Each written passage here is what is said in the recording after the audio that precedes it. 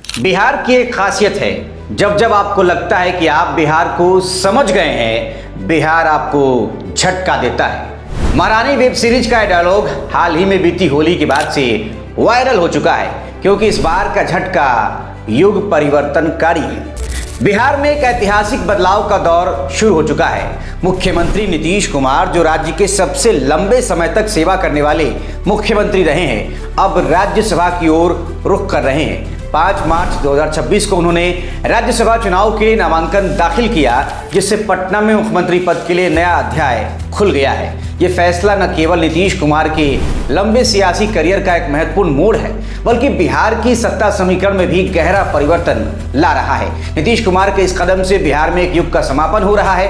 2005 से लगातार मुख्यमंत्री पद संभालने वाले नीतीश ने अपनी कुशल राजनीतिक इंजीनियरिंग से राज्य को स्थिरता प्रदान की। 2025 के विधानसभा चुनाव में एनडीए की निर्णायक जीत में उनकी भूमिका अहम रही, लेकिन अब वो केंद्र की ओर बढ़ रहे हैं। इससे सवाल उठता है कि बिहार का अगला मुख्यमंत्री कौन होगा। वैसे अगला मुख्यमंत्री भाजपा से होने की प्रबल संभावना है। बीजेपी अब राज्य में सबसे बड़ी पार्टी के रूप में उभरी है और एनडीए गठबंधन में उसकी स्थिति मजबूत हो गई है।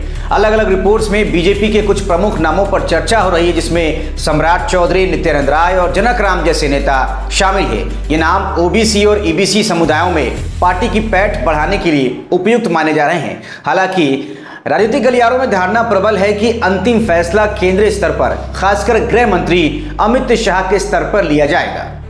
पिछले कुछ सालों में कई राज्यों में मुख्यमंत्री चयन का पैटर्न यही रहा है। केंद्र की रणनीति के अनुरूप फैसला। महाराष्ट्र, राजस्थान और मध्य प्रदेश जैसे राज्यों में बीजेपी शासित सरकारों में मुख्यमंत्री चयन का इतिहास इस बात की पुष्टि करता है कि पार्टी हाईकमान की भूमिका निर्णायक होती है। एक दिलचस्प पैटर्न ये भी देखा गया है कि जिन नेताओं का नाम पहले से ज्यादा चर्चा में आता है या जो खुद को मुख्यमंत्री पद के प्रबल दावेदार के रूप में पेश करते हैं, उनका चयन अक्सर नहीं होता। गुजरात में 2016 में नितिन पटेल ने मिठाई बांट दी थी, लेकिन अंत में विजय रूपाणी मुख्यमंत्री बने, जो जैन समुदाय से थे और पटेल समाज की तुलना में कम प्रभावशाली माने जाते थे। इसी तरह उत्तर प्रदेश में मनोज सिन्हा को मुख्यमंत्री माना जा रहा था, लेकिन योगी आदित्यनाथ का नाम सामने आया। ये उदाहरण बताते हैं कि ज्यादा हाइप या प्रचार मोदी शाह के राज में उल्टा पड़ सकता है। बीजेपी शासित अधिकांश राज्यों में मुख्यमंत्री की पृष्ठभूमि आरएसएस यानी राष्ट्रीय स्वयंसेवक संघ या अखिल भारतीय विद्यार्थी परिषद यानी एबीवीपी से जुड़ी रही है। असम को छोड़कर, जहां हिमंता बिस्वा शर्मा ने अपनी व्यक्तिगत लोकप्रियता से पार्टी को मजबूत किया, बाकी जगहों पर यही गणित काम करता दिखा है। बिहार में भी इसी पैटर्न की उम्मीद की जा रही है। किसी ऐसे नेता पर दांव जो संगठन से मजबूत जुड़ाव रखता हो और जातीय समीकरण में कमजोर या संतुलित प्रभाव वाला हो, ताकि पार्टी की लंबी अवधि की रणनीति पूरी हो सके। फिलहाल पटना और दिल्ली के बीच चर्चाएं जारी है।